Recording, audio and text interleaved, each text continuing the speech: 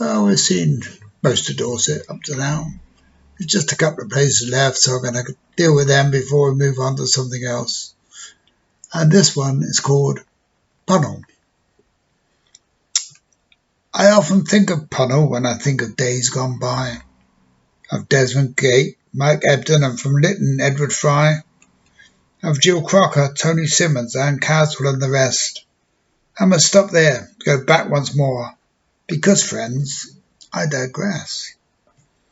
The year that I joined Puncknowle School was 1941. Although the war was 2 years old, my war had just begun. Sent down here to Dorset, a new life I must learn, away from those I love the most and for whom I daily yearn. And so return to earlier times when life was warm and sweet, when worries were for later life, the world was at our feet. London was so far away, while here at Puncknowle School we learnt to love the countryside, obey the country rule. Mrs. Riddle was head teacher, a regular schoolmarm. Yet in her presence we all knew we'd never come to harm. Her assistant's a young lady we had to call Miss Price, a caring 18-year-old, and oh so very nice. Mike Ebden was the boy next door, just a little lad. When he grew up to be a man, he'd look just like his dad. Now and then in Bridport town we pass the time of day, but he's always in a hurry and must be on his way. I lived in Swire at the time and must come home from school each dinner time to have my lunch. That was the golden rule. A mile each way was quite a walk for a lad who's only 8. So I hopped aboard George Churchill's bus. The town board seemed just great. The difficulty of getting off was really hard. I tried to hold the chain while jumping off and running alongside. I chose a moment to let go. I wish I never had.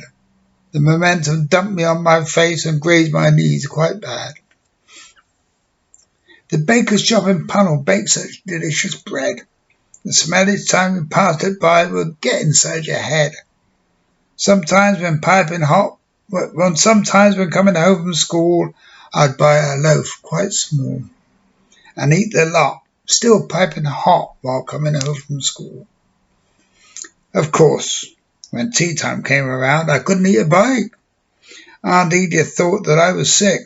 Well, something wasn't right. Serve fix her cure-all, that sure to do the trick. That bloated feeling disappeared. Her cure made me sick. Growing up in Puncknowle was the best years I recall. No war, no strife, no troubles, just friends with one and all. The time then came to move on up to the senior school at Lytton. I remember then, about this time, the love bug had me bitten. Gillian Crocker lived in Swire, and I fancied her a lot. She put on airs and graces, but I thought that she was hot. I'd often tried to see her. I'd sneak out after school, and though we had our moments, we never broke a rule. The days when young, those early days which never can return, yet each one looks back longingly. When will we ever learn? I, for one, will not regret my time here in the West. The time I spent at Puncknowle School, it surely was the best.